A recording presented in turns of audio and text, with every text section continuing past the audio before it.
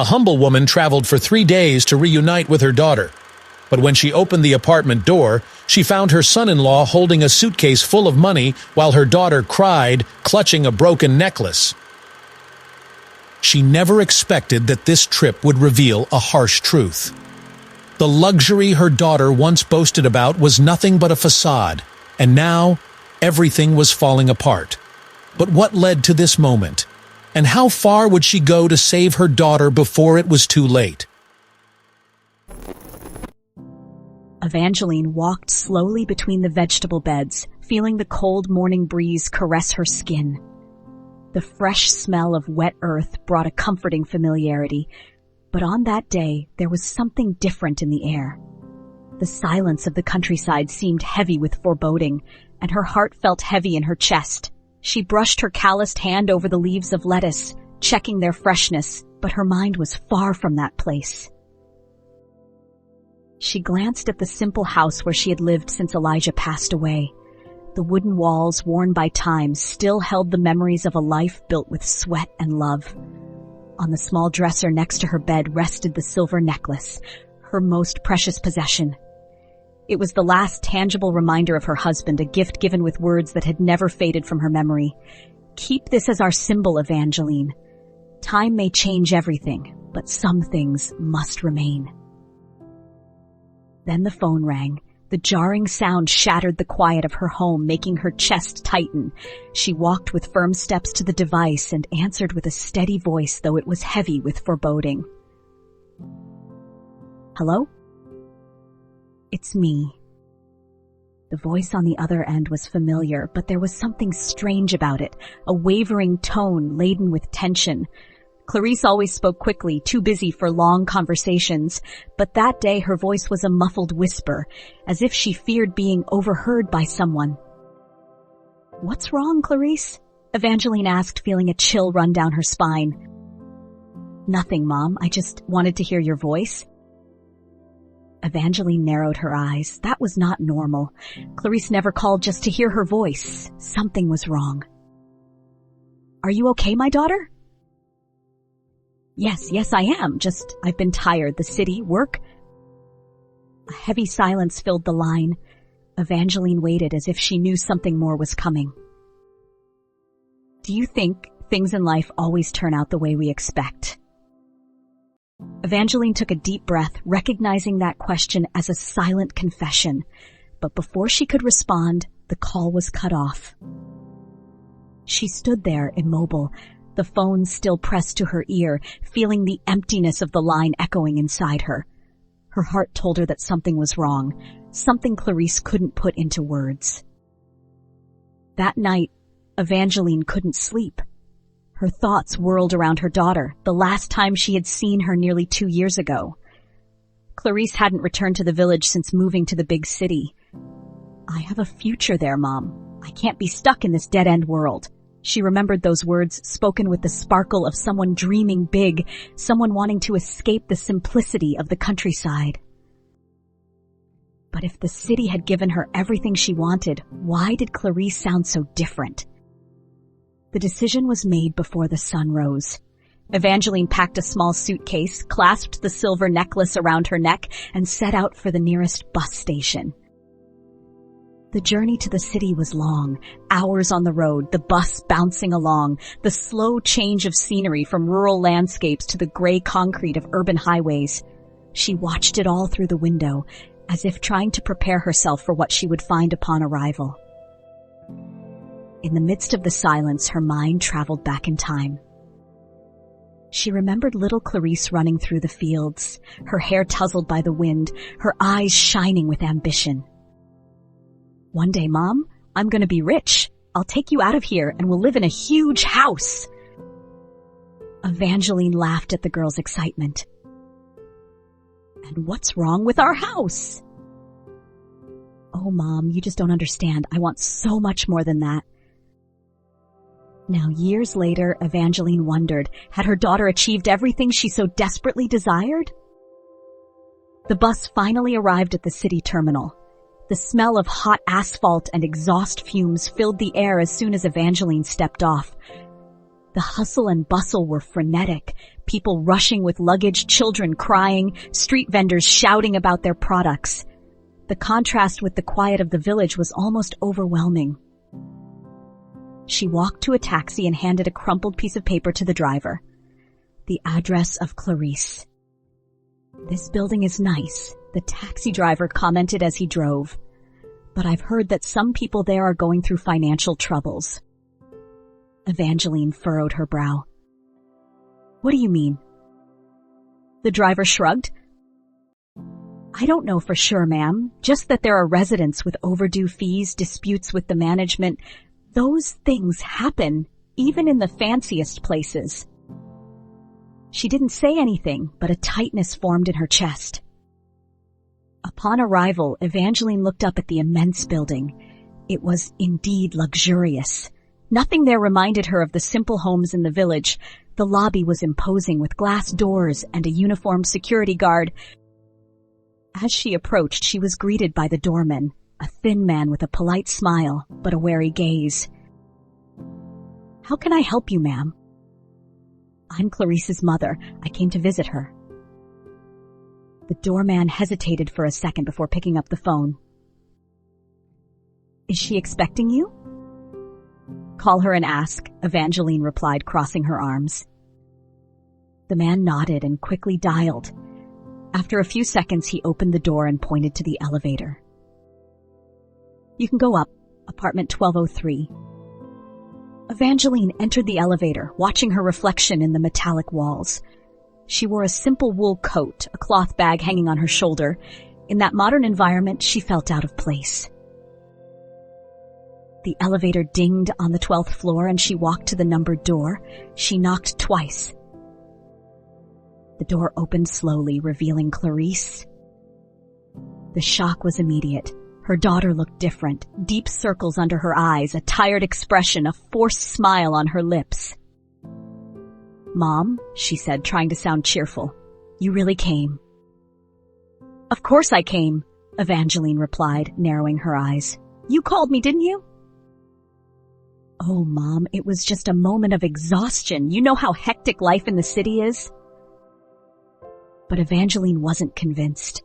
Her eyes scanned the apartment. The furniture was sophisticated, but something was off. The small details revealed a hidden truth. Stacked cups in the sink, clothes thrown on the couch, bills spread out on the dining table. Clarice noticed her mother's attentive gaze and tried to cover up. "Come on, Mom, have a seat. I'll make some coffee." But Evangeline didn't move. She could feel it. There in her daughter's fleeting gaze, in the slight tremor of her hands, was something bigger than mere fatigue. And then the door closed behind her. Evangeline didn't yet know what was happening, but she was certain of one thing. Clarice was lying. Evangeline stood at the door for a few moments, analyzing her surroundings. The apartment was undoubtedly luxurious. Expensive rugs covered the marble floor, heavy curtains adorned the windows, and modern lamps cast a golden light over the furniture. However, beneath this facade of elegance, something was amiss. The details jumped out at Evangeline like cracks in a mirror. There were dirty glasses in the sink, bills piled up on the dining table, and clothes tossed over the sofa as if someone had hurriedly abandoned everything.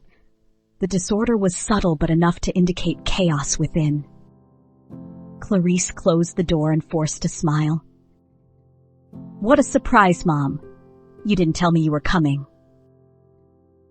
Evangeline kept her gaze fixed on her daughter. "I had the impression that you needed me." Clarice looked away, adjusting the collar of her blouse as if trying to hide something. "I don't know why you would think that. I'm doing great. Life here is hectic, but I'm managing just fine." Before Evangeline could respond, Donovan appeared in the corridor, hurriedly adjusting his jacket. He froze upon seeing her. "Oh, you're here." "Yes," Evangeline replied, crossing her arms. Donovan glanced briefly at Clarice, and there was something in that look that Evangeline couldn't decipher immediately. He grabbed the briefcase next to the sofa and approached the door. I have a meeting now. We'll talk later. He barely waited for a response before leaving, shutting the door behind him with haste. Evangeline watched the scene closely, noticing that her daughter was avoiding eye contact. Is he always in such a hurry? Clarice sighed, exhausted. He has a lot of work. And you? Clarice ran her fingers through her hair and laughed, trying to sound casual. I'm doing great, Mom. You don't need to worry about me.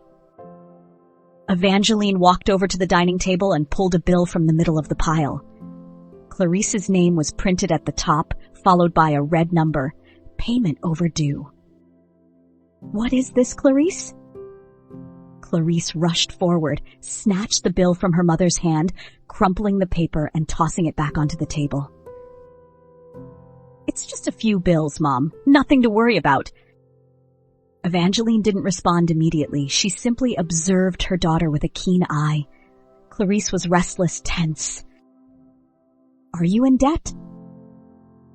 I already said everything is under control. Mom! Clarice turned abruptly, her eyes shining with irritation. Why do you always do this? Always want to stick your nose where it doesn't belong? Evangeline didn't back down. Because I am your mother. Clarice shook her head in frustration and grabbed the phone that vibrated on the kitchen counter. She glanced at the number on the screen and pressed the button to hang up. Evangeline noticed that this had happened before, as a pile of missed calls was visible on the phone's lock screen. Who was it? No one, Clarice replied hastily, tossing the phone back onto the counter. The phone rang again. This time Evangeline approached before her daughter could hang up. Don't you answer because you're afraid of what you'll hear? Clarice picked up the phone and pressed the button to hang up once more. I don't need your lecture, Mom. Evangeline sighed deeply and stepped back, sitting calmly on the sofa. Then tell me, what's going on? Clarice closed her eyes for a moment and took a deep breath. When she spoke, her voice was more restrained. I'm organizing a charity event. It's a way to improve our family's image in society. It's going to be something grand with influential people. Evangeline raised an eyebrow. Improve our family image? Clarice looked away. You wouldn't understand. Evangeline fell silent for a few moments, analyzing every detail. Her daughter's trembling hands, the restless gaze, the traces of something much larger behind that empty explanation. Where is Donovan? Clarice hesitated for half a second before answering. Taking care of urgent business. The response was too quick, too rehearsed. Are you sure about that? Clarice closed her eyes for a moment before hurriedly retreating to the kitchen. Evangeline felt the tightening in her chest increase. She stood up, grabbed her bag, and walked toward the building's corridor. She needed air. She needed to think. As she passed by the elevator, she heard voices further down the hall. Curious, she paused by the wall and listened. Clarice was there in the corridor, talking to a tall man with a serious expression.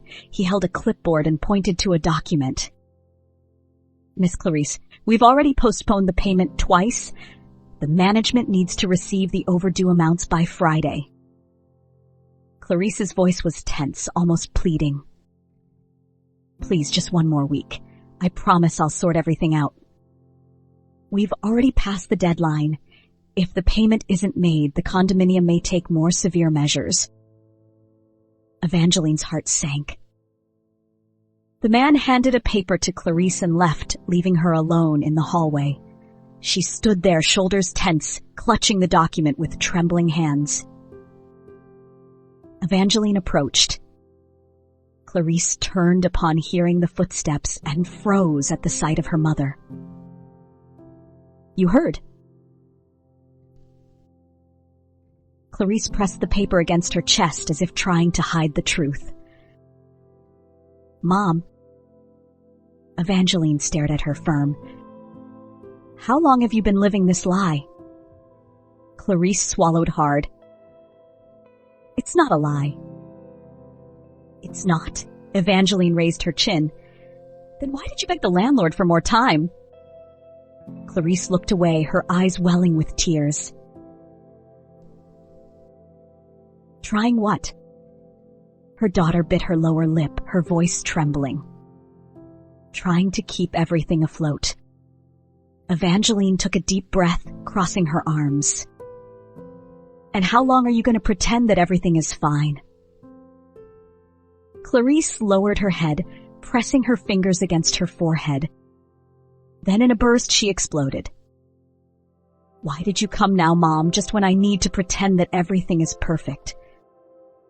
The shout echoed down the hallway, and the silence that followed was deafening. Evangeline simply watched her.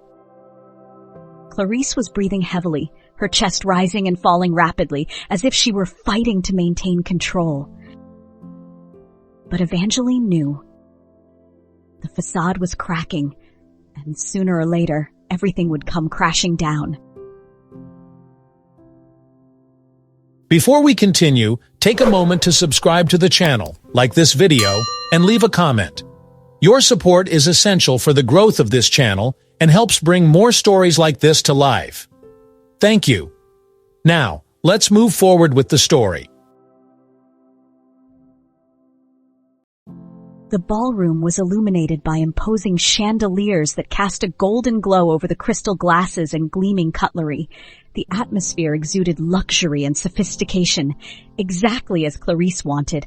She circulated among the guests, distributing rehearsed smiles and strategic handshakes, while impeccably dressed waiters passed by with trays of champagne. This charity event, on which she was betting all her chips, was her last chance to rise again and convince investors that she was still an influential and respected woman. Evangeline watched everything with a critical eye, seated at one of the tables near the stage. The excess of grandeur contrasted with the apprehension etched on her daughter's face, something no chandelier or crystal glass could hide. Clarice seemed to be playing a role, forcing her presence among the people as if her life depended on it. And deep down, Evangeline knew it might very well be true. Donovan appeared in the middle of the ballroom, striding purposefully until he found Clarice at the center of attention. He didn't look well. His expression was hard, his shoulders tense. Ignoring the gazes around him, he extended an envelope to his wife. This just arrived. Clarice shot a quick glance at Donovan and took the envelope with an automatic smile without even opening it. Not now. Clarice? I said not now. She maintained her smile, glancing momentarily at one of the guests who raised an eyebrow, intrigued. Donovan sighed deeply and shoved his hands into his pockets, as if trying to contain something. I hope you know what you're doing. Clarice turned to a couple of businessmen approaching and extended her hand, immediately returning to her role. Mr. and Mrs. Langley, what a pleasure to have you here. Donovan stood still for a moment, holding back words that clearly wanted to escape. Then he turned and left the ballroom, leaving Evangeline even more uneasy. Something was about to happen. The ceremony continued. Guests toasted, exchanged promises of support for social projects, and praised Clarice's initiative. Everything seemed perfect, until it was time for the speech. Clarice ascended the stage with elegant steps, holding the microphone firmly. Her smile was confident, her posture impeccable. Good evening, everyone. Her voice echoed through the ballroom, capturing the attention of those present. I want to thank each of you for being here tonight to support this important cause. We all know that generosity and social commitment are the pillars of a prosperous society. Evangeline crossed her arms, restless. She felt something in the air, a tension that no one else seemed to notice except her and Donovan, who was now watching from the back of the ballroom.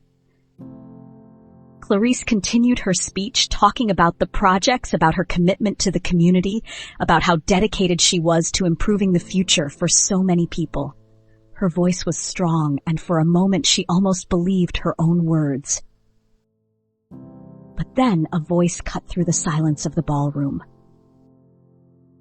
"Ladies and gentlemen, excuse the interruption, but I believe we are all being deceived tonight." Eyes turned to a tall man in a dark suit, walking through the crowd with a folder of documents in hand. He spoke calmly, but his voice carried a weight that no one dared ignore. "My name is Carter Reynolds. I am a representative of a financial institution, and I am here to inform you that Mrs. Clarice Beaumont has a substantial debt with our company." A murmur swept through the guests. Clarice froze on stage. "This is a mistake," she said, her voice starting to waver. Carter opened the folder and held up a document. "In fact, it isn't. Mrs. Beaumont has overdue payments totaling over $300,000, and as far as I know, creditors are about to take legal action against you." The silence that enveloped the ballroom was devastating. Whispers began to spread like wildfire. Some guests exchanged embarrassed glances while others stifled discreet laughs. Evangeline felt a knot in her chest as she watched her daughter standing there under the spotlight, as if she were about to crumble. Clarice tried to laugh, but her voice faltered. "This is a mistake, a misunderstanding." Carter raised an eyebrow. "Is it? Then why have you been avoiding our calls?" Clarice's face turned pale. The envelope. Donovan had tried to warn her. This was it. The murmurs grew louder. Some guests began to drift away. Others whispered among themselves, discreetly pointing at the stage. Evangeline felt a tightening in her chest as she saw her daughter there, vulnerable, trying to maintain her composure while her facade shattered. The humiliation was complete. Clarice took a deep breath and dropped the microphone. Without saying another word, she turned and left the stage, ignoring the looks that followed her. Behind the scenes, she leaned against the wall and closed her eyes, breathing deeply, desperately trying not to cry. But the tears came, hot and uncontrollable. That was when she felt Evangeline's hand on her shoulder. "Daughter." Clarice pulled away, her eyes filled with fury. "If you hadn't been here, none of this would have happened." Evangeline recoiled, surprised. "What?" "You came and brought bad luck with you. I was handling everything until you showed up." Clarice's voice trembled, but now it was not from embarrassment. It was from anger, from wounded pride. Evangeline felt an overwhelming weight in her chest. "Clarice, this has nothing to do with me." "It has everything to do with you," Clarice shouted. "You never believed in me. You always thought I wouldn't make it." Evangeline shook her head, trying to hold back tears. "I never wanted to see you fail. I just wanted to help." "I don't need your help." Clarice's eyes were filled with despair, but her pride prevented her from admitting what was already obvious. Donovan appeared in the corridor, his expression heavy, as if he already knew this confrontation was coming. He exchanged a meaningful glance with Evangeline before sighing deeply. "She won't admit it, but the situation is much worse than it seems." Evangeline turned to him, trying to regain her breath after her daughter's words. "How much worse?" Donovan hesitated for a moment, then ran a hand over his face, exhausted. "The debts are much larger than I imagined, and she refuses to accept any real solution. She won't even consider selling the apartment." Evangeline closed her eyes for a moment, allowing the weight of the revelation to settle. Clarice was sinking, and the only thing preventing her total collapse was her own pride. Evangeline opened her eyes again, staring at Donovan. "And how long does she have before everything falls apart?" Donovan sighed. "Not long, very little time." Evangeline felt her stomach churn. She looked at Clarice, who was now leaning against the wall, arms crossed, breathing shakily, trying to pretend that all of this wasn't happening. But it was. And soon nothing else could be hidden. Silence hung over the apartment like a heavy shadow. The morning sun streamed through the gaps in the curtain, casting a timid glow on the dining table piled high with unopened envelopes.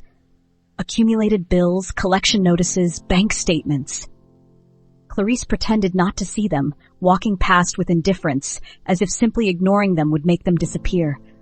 She was convinced that a last big contract would appear and save everything. Luck had always smiled upon her before, and this time would be no different. Evangeline, sitting on the sofa, watched her daughter with a look of sorrow. The previous night had been an absolute disaster, and Clarice still refused to accept reality.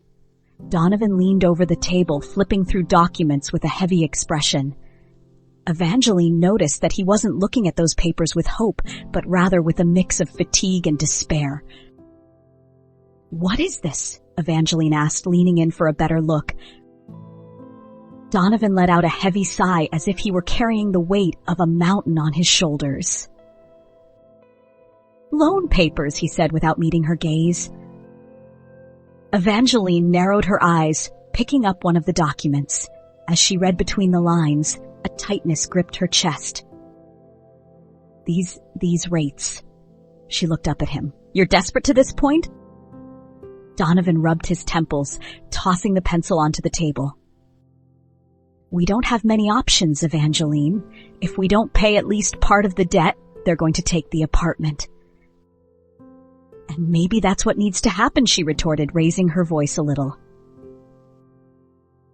Clarice, who had been trying to ignore the conversation, turned abruptly. "You're suggesting I just lose everything?" "I'm saying that this life you insist on maintaining is an illusion," Evangeline shot back. "There's no more money, Clarice. Just more debt, more despair. And from what I see, now you're even considering digging yourselves deeper." Clarice crossed her arms, her jaw clenched tight. "I still have contacts. I can secure a big contract, close a lucrative partnership. This is just a phase." Evangeline stood up, pointing at the pile of bills on the table. "This isn't a phase. It's a collapse." Donovan remained silent, watching the two argue as if he had grown used to this scene. Clarice huffed, running her hands through her disheveled hair. "I can't give up now, not after everything I've built." Evangeline narrowed her eyes. "You haven't built anything, Clarice. You've just stacked lies on top of each other." Clarice's gaze filled with rage. "Then why did you come, Mom? To rub it in my face that I'm a failure?" "I came because I care about you," Evangeline shot back, her voice trembling. Clarice laughed, a humorless laugh, heavy with bitterness. "Then do me a favor and stop worrying about me." Evangeline felt her chest tighten. Donovan stood up, running a hand across his face. "I'm going for a walk. I need to clear my head." He grabbed his jacket and left through the door before Evangeline could say anything. By late afternoon, Clarice was on the balcony, watching the city's buildings turn golden in the sunset. The wind tousled her hair, but she hardly felt it. Her mind spun in search of solutions. Then she heard the door open and Donovan enter. "You disappeared all day," she said without turning around. Donovan closed the door behind him and approached slowly. "I got a proposal." Clarice raised an eyebrow, still staring at the city. "What kind of proposal?" Donovan hesitated. "One that could get us out of this situation, but it's not exactly legal." Clarice finally turned to face him. "What do you mean?" He ran a hand through his hair and took a deep breath. "It's a deal that could work, but if it goes wrong, we could lose everything." She crossed her arms, analyzing him. "So you're telling me we can get rid of this debt?" Yes, but it's a huge risk. She remained silent for a moment, then walked over to him and took his hands. If there's a chance, why not try? Donovan looked away. Because I don't want to sink even further. I can't keep pretending we're okay. Clarice stepped back. So you've given up? It's not about giving up, Clarice. He raised his voice, frustrated. It's about recognizing that we've reached our limit. Evangeline appeared at the balcony door. Finally, you understand. Clarice scoffed. You two would make a great duo. You could start a club of quitters. Evangeline ignored the jab and looked at Donovan.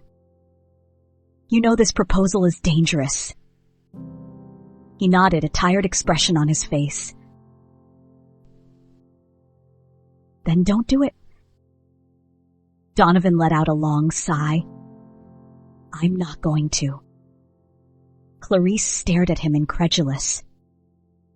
You're going to let this opportunity slip away? It's not an opportunity, Clarice. It's a leap into the dark. Clarice turned abruptly and stormed into the apartment, slamming the balcony door behind her. Night fell, and Evangeline, exhausted, retreated to the room that had been prepared for her. She tried to calm her racing heart, but something told her that Clarice wouldn't leave things as they were. Hours later, well past midnight, Evangeline heard a noise. She got up slowly, feeling a chill run down her spine. She walked down the dark hallway and stopped in front of Clarice's room, which was slightly ajar. Inside, Clarice was sitting at her desk, hunched over some papers. A pen trembled between her fingers.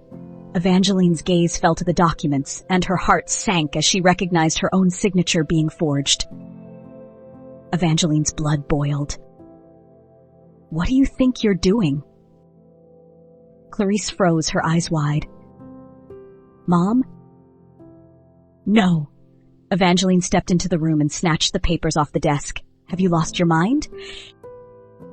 Clarice tried to grab the documents back, but Evangeline held tight. You don't understand, Clarice yelled. I just need one last investment to turn things around. You tried to steal from me. I did it for us. Evangeline stood there speechless. For us? You're using me as collateral for an outrageous loan and still have the audacity to say you did it for us? Clarice averted her gaze, clenching her fists. I had no choice. Evangeline threw the papers to the floor. There's always a choice, Clarice, but you never choose the right path. Clarice swallowed hard, feeling the ground crumble beneath her feet. Evangeline took a deep breath, running a hand over her face. I can't stay here anymore. Clarice's eyes widened.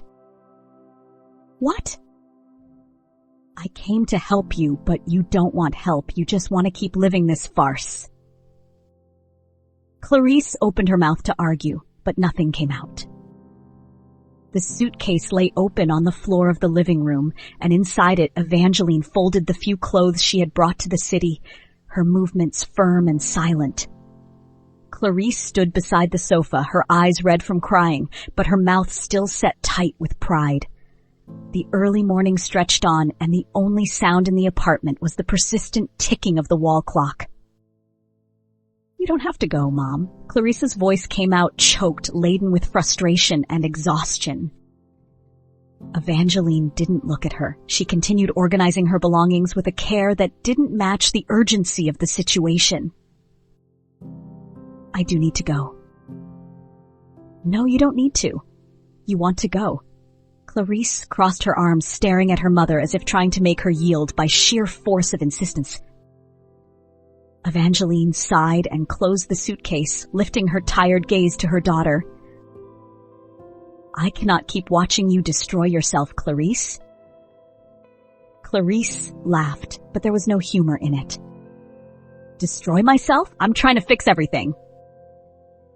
You're sinking deeper and deeper. Evangeline shook her head, her voice firm. and I won't stay here to watch it happen. Clarice clenched her fists. So you're abandoning me? Donovan, who had been watching the argument from the corridor door, took a deep breath, hesitant. He seemed to want to intervene, but the tension between mother and daughter was like a storm, something impossible to interrupt without being swept away as well. Evangeline picked up the suitcase and walked toward the door. I'm not abandoning you, Clarice. You chose this path on your own.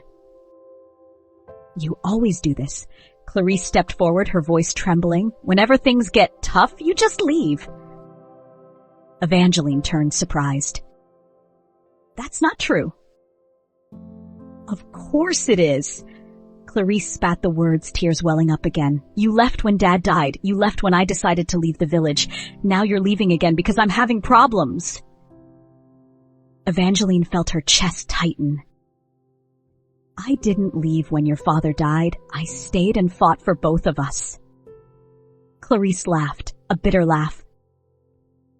Fought? You settled. You were content with that simple life, with that miserable farm, while I wanted more. And now look where that more has brought you. Evangeline shot back. Silence hung heavily between them. Donovan lowered his head, the tension in the air almost suffocating. Clarice swallowed hard, and when she spoke again, her voice was lower but filled with venom. You never believed in me. You never thought I was capable. Evangeline closed her eyes for a moment, as if trying to find patience within herself.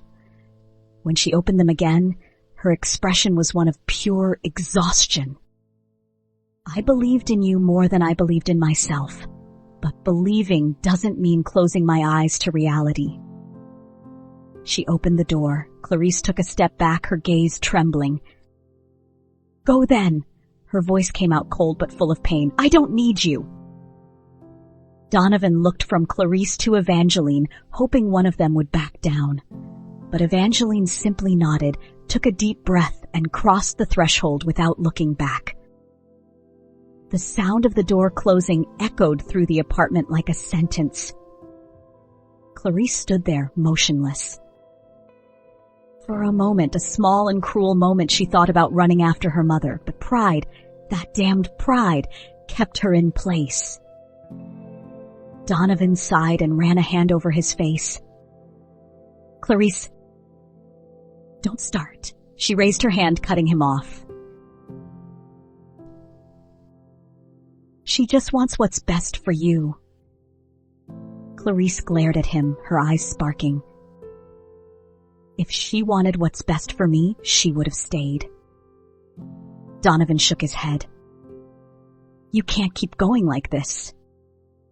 She crossed her arms defensively. Going like what? Pretending there's still a magic solution to this. Clarice scoffed. I can still save everything. You can't, Clarice. She felt her chest tighten. So you're going to give up on me too? Donovan swallowed hard. I don't know what else to do. Clarice laughed again, but this time there was desperation in her laughter. Great, then everyone can just leave. Donovan grabbed a few clothes and left before she could say anything more. The door slammed and Clarice was left alone. The silence in the apartment was deafening. She looked around. The luxurious living room now felt cold and lifeless. She walked to the fridge and opened it, only to find empty shelves. The phone rang.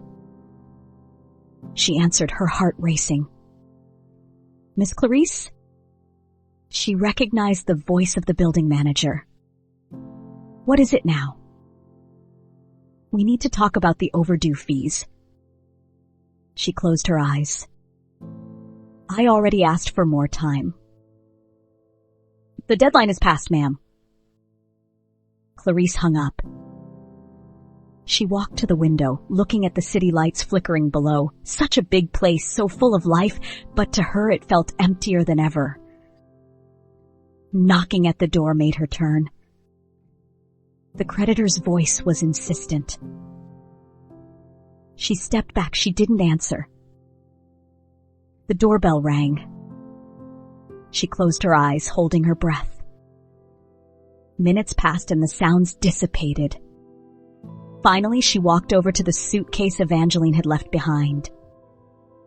Kneeling in front of it, she opened the zipper and began rummaging through the clothes. Then her fingers brushed against something cold. She pulled out the object, and when the light from the lamp shone on it, she gasped. It was the silver necklace. Clarice's eyes filled with tears. She closed her fingers around the necklace, remembering her father, her mother, the life before all of this. But even with that memory burning inside her, she still wasn't ready to give up. She still believed she could get through this on her own.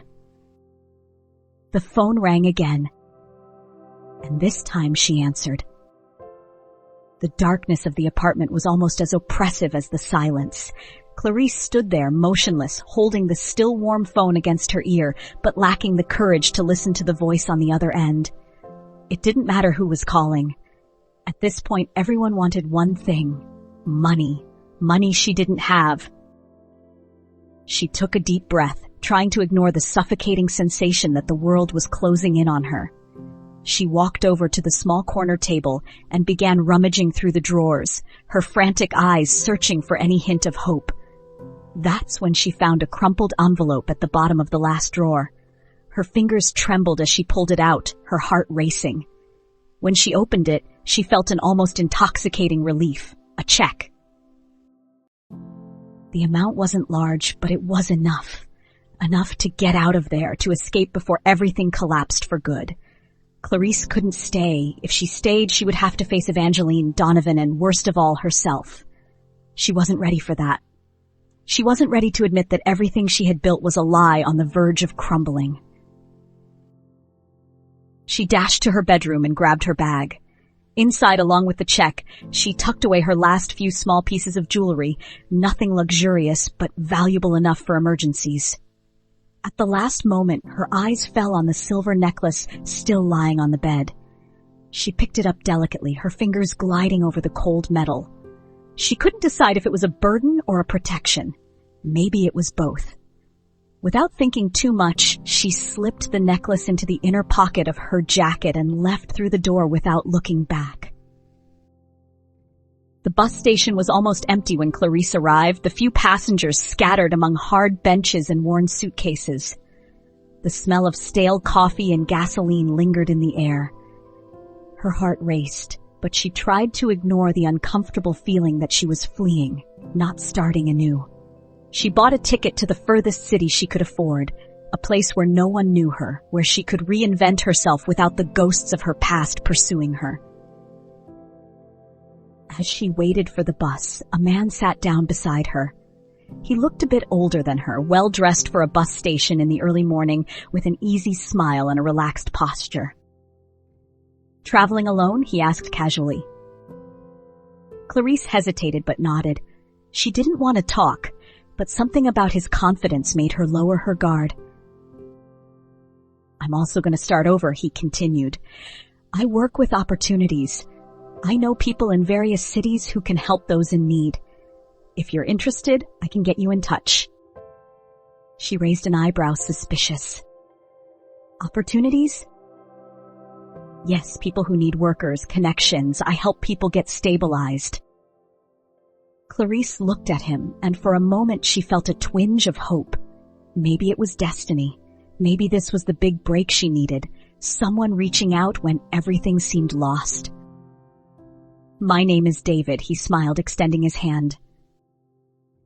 She shook it hesitantly. "Clarice." The bus arrived shortly after, and the two boarded together. Clarice sat by the window watching the city fade away as the vehicle pulled away. With each kilometer, the tension within her eased. This was it. She was leaving everything behind. A new chance awaited her. Hours later, already on a deserted road, David suggested they stop at a small roadside motel to rest before continuing their journey. Clarice agreed, feeling the fatigue weigh heavily on her shoulders. The place was simple, but better than spending the night on a bus. As soon as they entered the small room, something inside Clarice awakened. An instinct, a silent alarm. She turned to David, and in that moment she saw a subtle change in his face. The friendly smile vanished. His look became sharp, calculating. It was quick. He moved forward, yanking the backpack from her hands. "Hey!" She held on tightly, pulling it back. Panic exploded in her chest.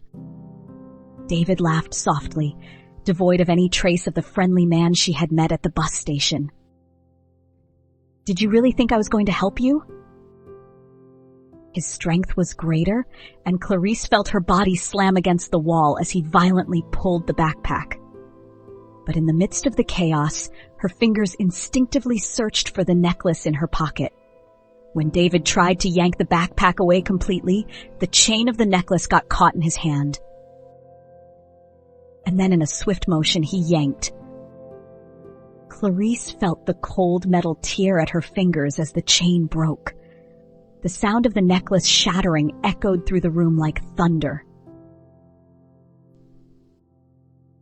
The pieces of the jewelry fell to the floor, scattering like fragments of a life she was trying to forget, a piece of the past that was now in ruins. The shock paralyzed her for a moment, but it was enough. David seized the opportunity and ripped the backpack from her hands, shoving it aside before sprinting out the door. Clarice staggered, her eyes fixed on the floor. There lay the remnants of the necklace, the only real memory she had of her mother, of her father, of life before all of this. She fell to her knees, picking up the pieces with trembling hands. The weight of reality finally crashed down on her. She had nothing. No money, no friends, no one to turn to. David was already gone, taking her last hope of escape with him. And there in that cheap hotel room, Clarice realized she had hit rock bottom. She held what remained of the necklace against her chest and, for the first time, cried without reservation. If you're enjoying this story, don't forget to subscribe, hit the like button, and share your thoughts in the comments. It really helps the channel grow and keeps these emotional stories coming. Thank you for being here. Now, let's continue. Clarice woke up feeling the crushing weight of reality on her shoulders. The thin hotel mattress no longer offered her any comfort, and the emptiness of the room seemed as vast as the hole that had opened up in her life. She blinked a few times, trying to remember what was dream and what was reality, but the answer came too quickly. David. The backpack wrenched from her hands, the sound of the silver necklace breaking, the desperation burning in her throat. Slowly, she sat on the edge of the bed, hugging her knees. The clock on the wall marked almost noon, and the light streaming through the thin curtains made the room feel even more suffocating. Her stomach growled, reminding her that her last meal had been a weak coffee at the bus station. But there was no money, no options. She picked up the hotel phone and dialed Donovan. The signal rang once, twice, 3 times. Then it went straight to voicemail. She tried again and again, the same result. A knot formed in her throat. She could try calling Evangeline, but the mere thought made her chest tighten. Her mother probably knew she had failed. She closed her eyes for a moment, fighting against the rising shame. There was no easy way out. She stood up, grabbed what little remained of her belongings, everything fit into a small plastic bag, and went downstairs to the reception. The attendant, an elderly man with thinning hair and a tired face, looked at her without hurry, as if he already knew exactly what was coming next. "Do you need another night?" he asked, flipping through a notebook. Clarice hesitated, feeling the heat of humiliation rise to her skin. Her voice faltered. Pride was battling within her. "I can't pay." The man sighed, but before he could say anything, a young man in a simple uniform approached, holding an envelope. "This was left for you this morning." Clarice frowned and took the envelope with trembling hands. The paper was plain, but the name written on the front made her heart race. Evangeline. Swallowing hard, she tore the edge of the envelope and pulled out the folded paper inside. She recognized her mother's careful handwriting before even starting to read. "If you want to come home, you know where to find me, but it has to be of your own free will."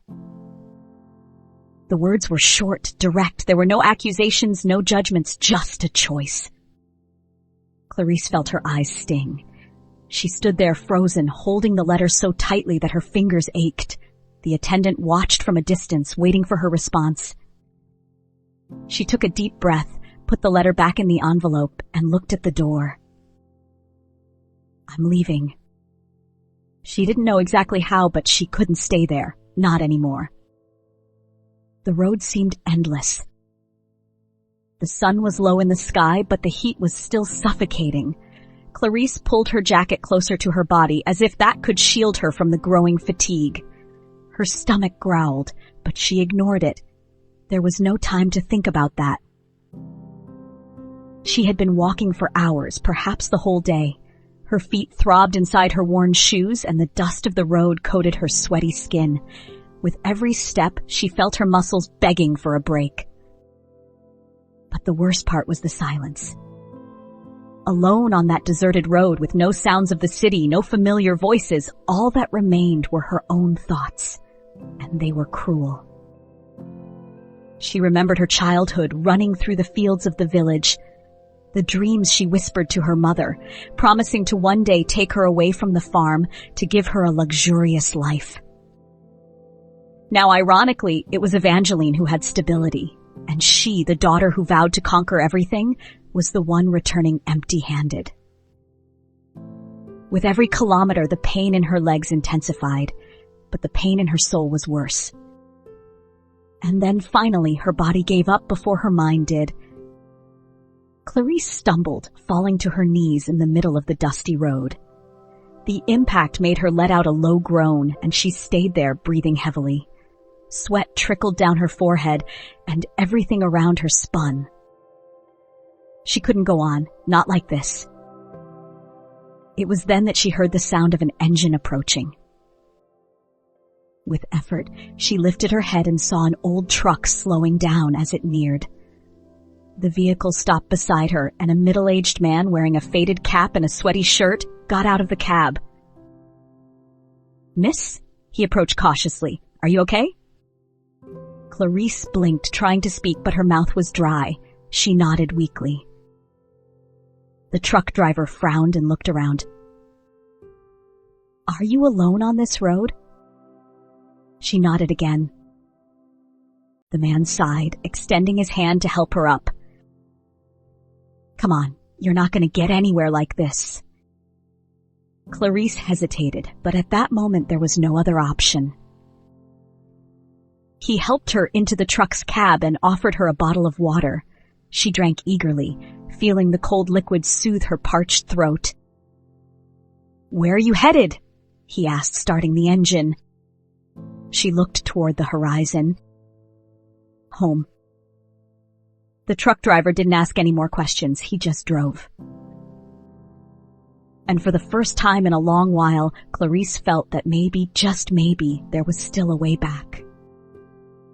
When the truck finally stopped at the side of the road, Clarice could already see the faint lights of the village in the distance. They shone like tiny stars stuck to the ground, reminding her of all the times she gazed at that same scene as a child. The truck driver smiled slightly. "Looks like I've seen that look before." She blinked, confused. "What look?" The look of someone who has spent too much time running away, but knows they never really left the place behind. Clarice fell silent, just looking at the road ahead of her.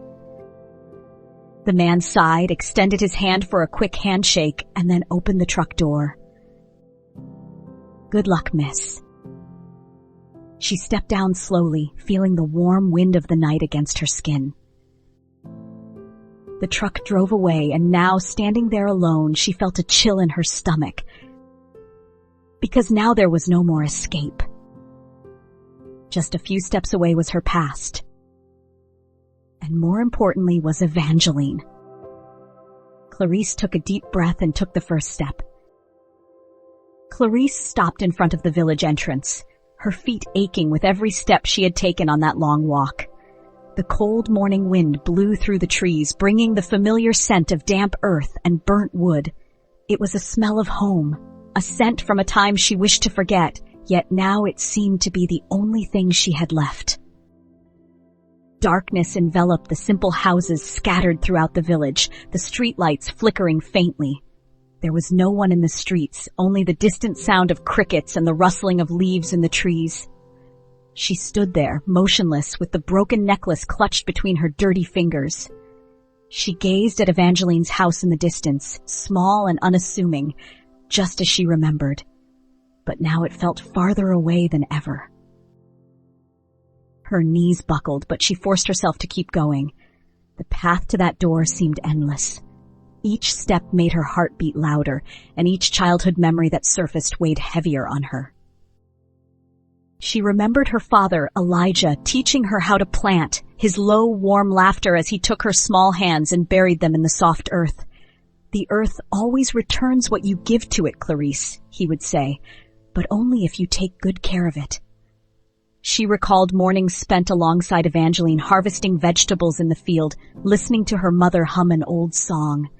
She remembered the day she left, full of dreams and empty promises. And now here she was, with nothing. She stopped in front of the porch, her fingers trembling. The house was dark, and that gave her a moment of hesitation. What if her mother wouldn't let her in? What if she had grown tired of waiting, tired of trying to save her? Fear tightened around her chest like an invisible hand. But she had no choice left. She either entered or vanished right there, swept away by the wind and dust of that forgotten village. Taking a deep breath, she raised her hand and knocked lightly on the door. The sound was soft, but in the stillness of the night it seemed to echo too loudly. She waited, her heart pounding in her chest. No response. She swallowed hard and knocked again, a bit harder this time. The doorknob turned. The door opened slowly, and there stood Evangeline. The dim light from inside illuminated her tired face, the wrinkles more pronounced, her dark eyes scanning her daughter from head to toe. Clarice felt her throat close up. There was no surprise on her mother's face, no exclamations, no sudden tears, just that gaze, deep and unfathomable. Clarice tried to speak, but her voice failed her. Her lips trembled. The cold and exhaustion weighed heavily on her body all at once, and then, as if her last strength had finally been depleted, her knees gave way. She fell right there on the porch, clutching the broken necklace tightly. The voice came out hoarse, almost a whisper. "I have nothing left, Mother." Tears streamed down her cheeks, warm against her cold skin. She sobbed, her breathing uneven. Shame, guilt, all of it came crashing down at once. There, kneeling before her mother, she was no longer the proud, haughty woman who had left that village years ago. She was just a daughter, shattered, returning home with nothing but the mistakes she carried.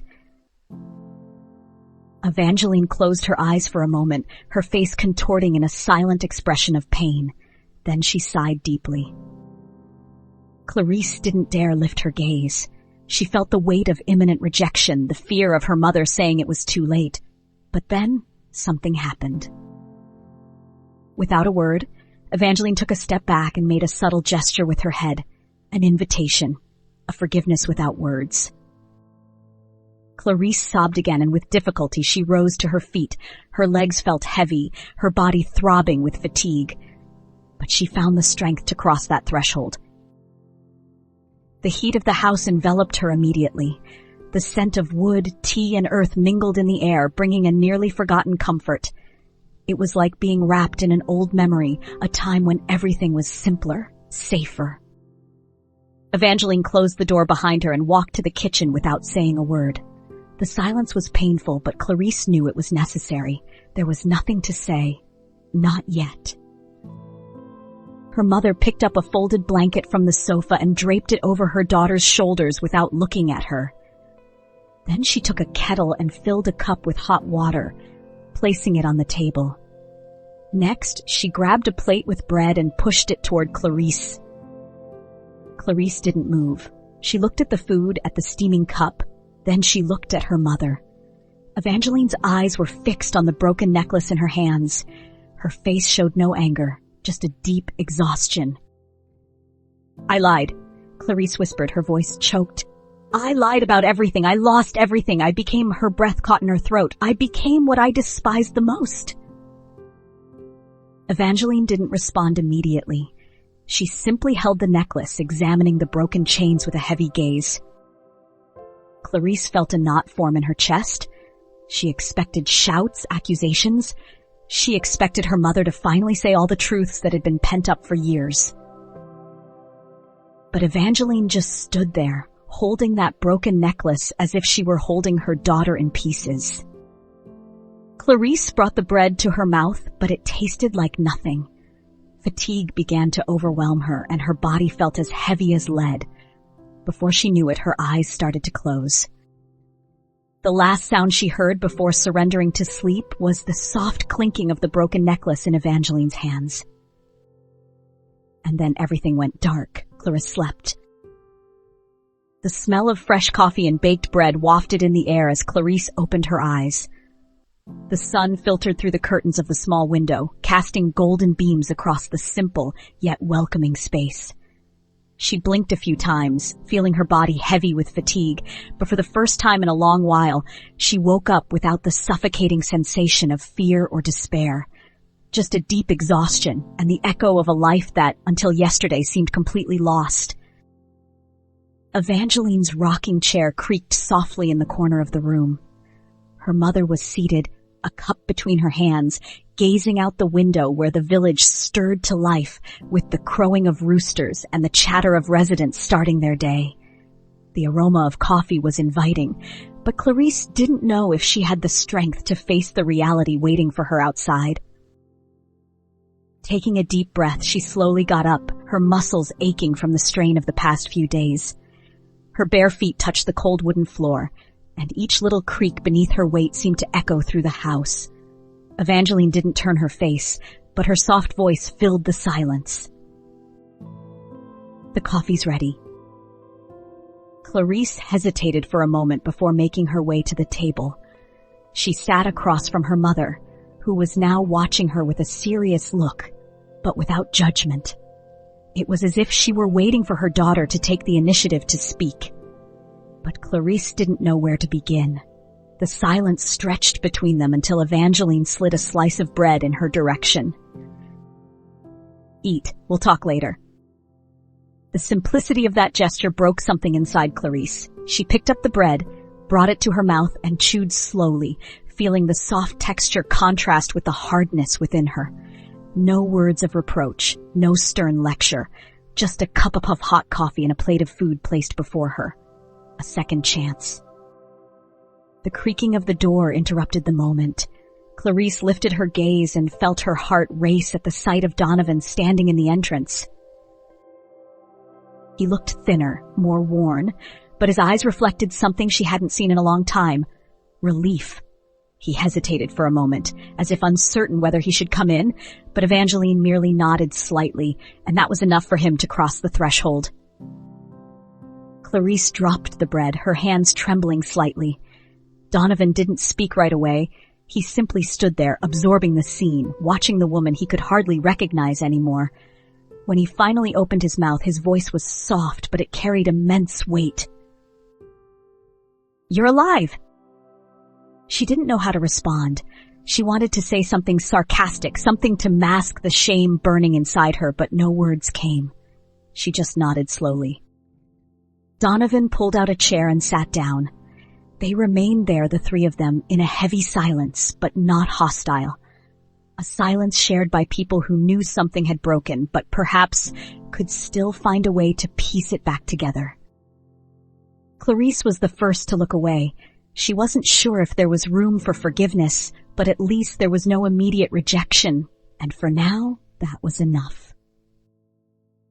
Hours later, with the sun high in the sky, Clarice walked alongside Evangeline through the vegetable fields. The smell of damp earth was familiar, but she felt out of place, like a piece that no longer fit. Her mother's hands moved with precision, pulling weeds, tending to the soil, planting with a care that seemed almost automatic. "Do you remember?" Evangeline asked, not taking her eyes off her work. Clarice hesitated before answering. "A little." She crouched beside her mother, digging her fingers into the dark earth. The cool texture spread across her skin, and for a moment she felt something she had almost forgotten. Belonging. It was different from the parties, the contracts, the lavish events where everything was a facade. Here in the soil there were no lies. Either you cultivated properly or you harvested nothing. Donovan appeared silently, watching from a distance. He didn't seem sure how he fit into this new dynamic, but after a few moments he grabbed a shovel and began to help. Clarice watched him for a moment before returning her focus to the task at hand. It was strange to be there, as if they were trying to piece together a painting that had been torn in half. But maybe, if they tried hard enough, they could at least patch the edges. Some neighbors passed by on the dirt road beside them, casting curious glances. Clarice lowered her head, embarrassed. She knew what they said about her. The girl who left the village vowing never to return, the one who thought she was too good for the simplicity of this place, and now she was back, hands dirty with soil, trying to fix her own mistakes. But to her surprise, some waved discreetly. Others merely walked by without looks of judgment, and that made her realize that perhaps not everyone had been waiting for her downfall. Maybe some were just waiting to see if she could rise again. Later, while walking through the property, Clarice stumbled upon a small wooden shed at the back of the yard. The door creaked as she pushed it open, revealing old boxes, ancient tools, and the scent of aged wood. Her eyes roamed the space until they landed on a small wooden box on a shelf. She picked it up carefully, blowing off the accumulated dust before opening it. Inside, carefully stored, were the fragments of the broken necklace. She swallowed hard, her fingers trembling as they touched the broken pieces. But it wasn't just the necklace, there was something more. A photograph, worn with age, folded neatly beside the silver chains. She unfolded it carefully, and there he was, her father. Elijah smiled at the camera, arms around a young Evangeline. He held something in his hand, something Clarice recognized immediately, the necklace, still whole, still perfect. She felt a lump in her throat.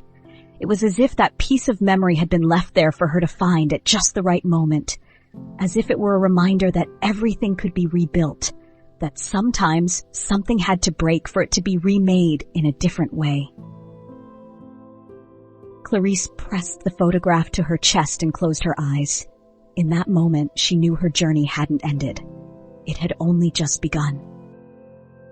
She took a deep breath, letting the air fill her lungs as if preparing for something greater. And then, for the first time since returning, she felt that perhaps, just perhaps, she could finally find a new path. But there was still something to be done. Something that would require courage, something that might be harder than anything she had faced before. She needed to talk to her mother, and she needed to do it the right way. With the fragments of the necklace in hand, Clarice stepped out of the shed, determined to face whatever lay ahead. The sun was just beginning to rise on the horizon as Clarice tied her apron around her waist and picked up an empty basket. The smell of freshly turned earth mingled with the coolness of the dew, and the sound of leaves rustling in the wind cradled the morning in the village. With each passing day, that routine felt less strange, less burdensome. It was still difficult to accept that her past in the city had crumbled, but now, for the first time in a long while, she felt she had something real in her hands. Donovan was already hard at work in the field, picking the best vegetables for the market that day. Evangeline was supervising everything, as she always had, her watchful gaze tracking every movement, every plant. But unlike the first few weeks, there was something different in the air, a silent peace, a mutual acceptance. Words were no longer necessary. The work was hard, but it carried a sense of purpose. Clarice bent down over a lettuce plant and gently pulled it up. Her hands, once accustomed to holding expensive pens and designer bags, now bore small cuts and marks from the earth. And strangely, this no longer bothered her. On the contrary, the physical effort drained her thoughts, allowing her mind to empty of the worries and guilt she had carried. "You're getting the hang of it," Evangeline's voice sounded beside her. Clarice smiled slightly, glancing at her mother. There were days when she still felt a tightening in her chest over everything that had happened, but Evangeline didn't bring the past to light. Her presence was firm yet gentle, as if she were waiting for Clarice to find her own answers. "Do you think people will ever stop talking about me?" Clarice asked, keeping her eyes on the harvest. Evangeline sighed, wiping her hands on her apron. "There will always be someone to comment on other people's lives, but what matters isn't what they say, it's what you do from now on." Donovan, who was bringing a basket full of vegetables, looked at the two of them and gave a small smile. He had changed too. He no longer spoke of big business or risky investments. Instead, he worked hard alongside them, with no trace of the arrogance from the past. "The important thing is that we're paying off the store's debt," he said, placing the basket on the ground. "A few more weeks and the sales at the market will cover the basic expenses." Clarice nodded.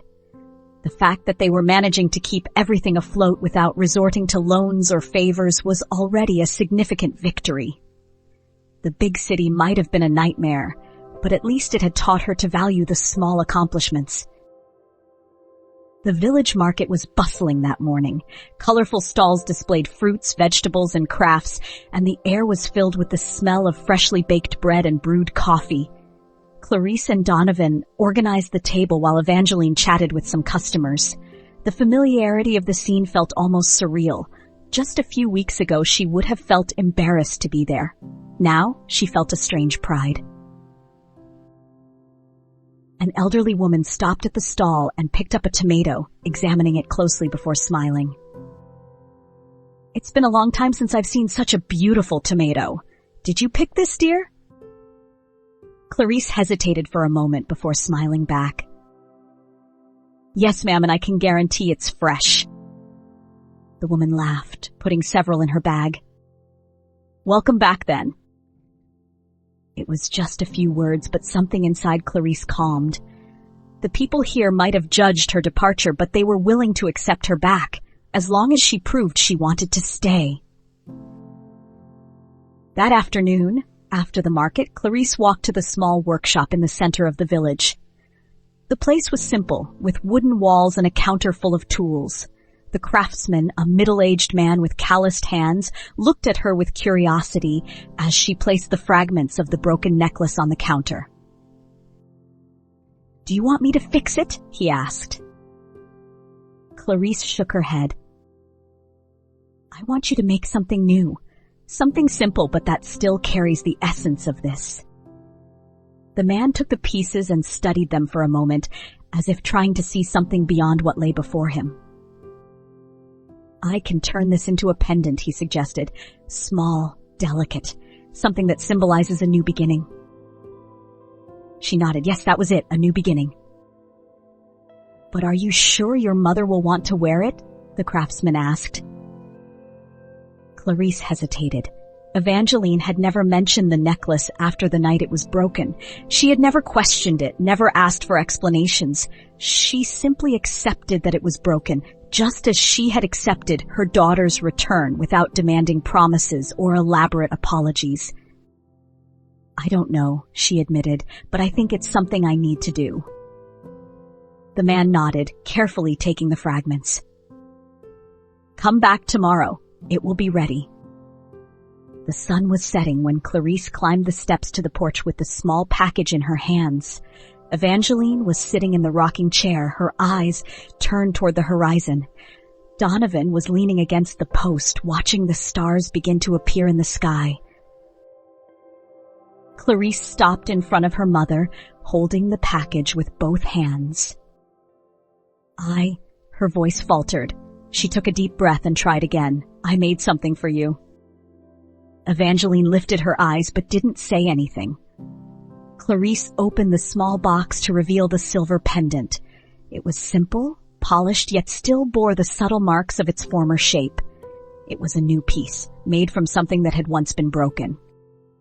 With a hesitant gesture, Clarice took the chain and placed it around her mother's neck. Evangeline didn't resist. She simply touched the pendant with her fingers, feeling the cold texture of the metal. "I know I can never undo everything I've done," Clarice said, her voice heavy with emotion. "But I wanted you to have this. Because if there's one thing I've learned, it's that some things cannot be rebuilt as they were before, but that doesn't mean they can't be transformed into something new." Silence hung between them for a long moment. Then Evangeline held the chain and squeezed it gently. Her eyes sparkled in the light of the sunset. "You finally understood?" she said with a small smile. Clarice felt a knot in her throat, and then, without another word, Evangeline pulled her into an embrace. It was a strong, warm hug full of meanings that didn't need to be spoken. Donovan stepped closer and placed a hand on Clarice's shoulder. She turned to him and for the first time didn't see doubt in his gaze, only certainty. They were in this together, now more than ever. The sunset painted the sky in golden and orange hues. The wind gently blew, rustling the trees, and there, on the porch of that simple house, 3 people sat side by side without haste, without the need to speak. Because some stories don't need words to be understood. They just need time, and above all, new beginnings.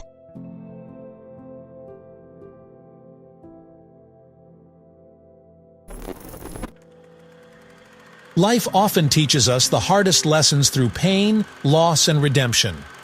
Clarice's journey was one of pride, denial, and ultimately transformation. She had to lose everything to understand the true meaning of wealth, not in money, but in love, family, and second chances. Evangeline's unwavering love proved that sometimes stepping back is the greatest act of care. And Donovan showed that true partnership is built on honesty, not illusions. In the end, they rebuilt something far greater than material success, a bond strengthened by hardship and forgiveness. What about you? Have you ever faced a moment where life forced you to start over? What did you think of this story? Share your thoughts in the comments. If you enjoyed this story, subscribe to the channel, turn on the notification bell, and hit the like button to support more content like this. Also, let us know your thoughts in the comments. And don't forget to check out the next story by clicking the recommended video on the screen. Thank you for watching.